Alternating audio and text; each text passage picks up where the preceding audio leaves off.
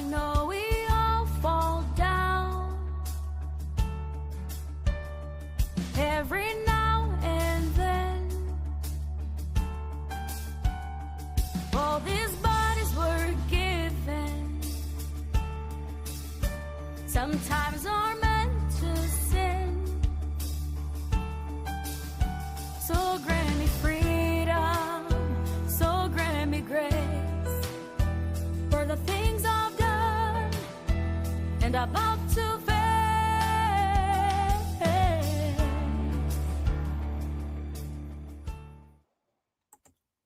Well, welcome back to Redeemed by Grace Fellowship for our live question of the week.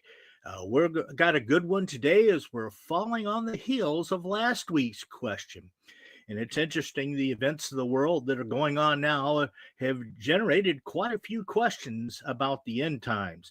Last week, we talked a little bit about what Israel's role is in the end times. Well, this week, the question is, what role does Iran play in the end times? And so we're going to take a look at that today as we take a look again at this particular question. And thank you for sending this question in.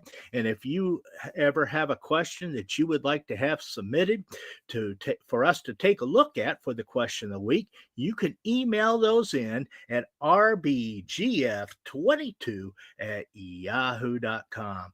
Absolutely. And please do that as well. Before we get started, though, I do want to ask you to help us proclaim the gospel around the world. And you could do that three ways. First of all, by making sure that you're subscribed to this channel so that you never miss out on any of our content. Make sure you hit that little notification bell too so you know when it drops. But also hit that like button or that heart button depending on your platform, because that tells the algorithm to share it out to more and more people. And the more people that do that, the better chance we have to proclaim the gospel all the way around the world. So please do that. Also share it out. Hit that share button, send it to public, send it to your friends, send it to your family, send it to whoever. Share it out and help us proclaim the gospel around the world. You'll find Redeemed by Grace Fellowship on YouTube, Facebook, Rumble, Instagram, X, TikTok, Truth Social, Blue Sky, LinkedIn, and Threads, and Spotify. There are some others that we're testing out, and if they work out, we'll add those to the list. But for now, if you see us on any other platform, well, make sure you subscribe, like it there too. Then we'll know that this is worthwhile keeping around the more we get in that. So again, thank you for your comments. Please feel free to put those in the chat section as well as in the comments below, and we will be glad to respond to that. If you wish to do a super chat or stars or whatever you on the platform you're looking on for a donation, know that all that will be used to help us do this goal to proclaim the gospel around the world. And so, thank you for that as well. It's a big need that we have around the world today. So let's look at it. What role does Iran play in the end times? Well, there's several biblical prophecies of the end times that mention Iran, also called Persia or Elam in the Bible. But given the fact that Iran is often in the news as a nation seeking armaments such as nuclear and others, and repeatedly issuing threats against Israel, students of the Bible prophecy they're taking note of it. And thus the question that we got this week. The conflict in Israel that began in June of 2025 definitely brought Iran to the forefront of Bible prophecy conversations. And Iran, it does have a role to play in the end times. But first, a little history of Iran and its neighborhood as it relates to biblical history. Jeremiah prophesied that Elam, a nation east of Babylon and west of Persia and south of Media, would be conquered and then rise to power again in Jeremiah 49. And true to that prophecy, Babylon conquered Elam in 596 BC. But then Persia, under Cyrus the Great, took control of that area. And the Elamites and Medes became part of the Persian Empire. So the Medo-Persian Empire ascended to power and conquered Babylon in 539 BC, fulfilling the prophecy of Isaiah 21. And this happens and this happened during the time of Daniel. In fact, Daniel later resided in the province of Elam in Persia. And Persia is the setting for the book of Esther and the first part of even the book of Nehemiah. So Alexander the Great's conquest put an into Persia as a world power, fulfilling the prophecy of Daniel chapter 8. And in the following centuries, well, Persia was ruled by the Seleucids, the Parthians, the Sasanians, and the Romans, of course, and the Bannonites. And finally, in AD 636, the Muslims. In 1501, the state of Iran was founded. And so in the New Testament, men from Iran are mentioned indirectly as Parthians, Medes, and Elamites, and were present in Jerusalem on the day of Pentecost, in fact, that you see in Acts 2. And all three of these people groups were Jews who lived in the area of ancient Persia, modern day Iran, and they were present in Jerusalem to witness the birth of the church. And Iran's involvement in the end times will be one of the nations involved in the battle of Gog and Magog, which probably occurs in the first half of the tribulation. And that is debated if it's the first half or the second half, but it is definitely there during the tribulation. And in Ezekiel 38, specifically mentions Persia as an ally of Magog, which is also known today as Russia, and other nations include this coalition would be Sudan, Turkey, Libya, and others.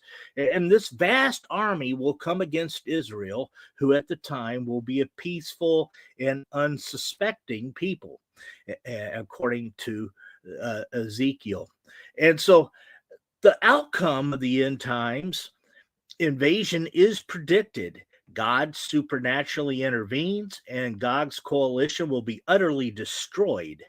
In fact, Ezekiel 39, verses 4 through 5 say, "On the mountains of Israel you will fall, you and all your troops, and the nations with you. I will give you as food to all kinds of carrion birds and to the wild animals." Iran, allied with Russia, will think their invasion of Israel is a sure victory, but God has different plans.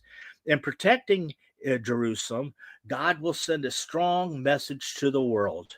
And here's that message. And I hope you hear it, my friend, today. And take heed. I will make known my holy name among my people Israel. I will no longer let my holy name be profaned, and the nations will know that I, the Lord, am the Holy One of Israel. My friend, I hope you know Jesus Christ as your Savior. And if you don't, and you'd like to know more about that, please email us at rbgf22@yahoo.com. I would love to share the truth of Jesus Christ with you. All right. Well, again, we thank you for tuning in. I want to let you know we do have some studies ongoing out there that you can be aware of. We have an ongoing study through the book of Revelation. We also have an ongoing study through the Pauline epistles. Specifically, right now, we're in Ephesians. So join us for that study as well. We have some completed studies. We have one through the Gospel of John out there. There's our very first one, a walk through the book of Acts, is out there for you as well. And in fact, we had a suggestion once for a class on the basics of Christianity. Well, I happened to have been taking a class in my local church at that particular time that John MacArthur authors called The Fundamentals of the Faith. And my friend, if you haven't been through that, man, you need to. It's great. I don't It doesn't matter to me if you have a doctorate in theology or whether you're a baby Christian. You need to go take that. The Fundamentals of Faith. Go check it out. We also have a little sermonette each and every week for kids. So if you have kids or grandkids or neighbor kids or whatever it is, go check it out on all our social media. Yeah, we thank you for that. Well, again, we want to thank you for joining us today for our question of the week. If you'd like to submit one for next week, please email it in to rbgf22@yahoo.com. And also, immediately after the close of this, you will find the written content, the written manuscript, in fact, for this on our Facebook page. Go to that and you can get the written manuscript and take a look at it. So again, we thank you for joining us. And here is the rest of the song by our co-founder, Michael, Grant Me Freedom. And God bless, and we'll see you next week.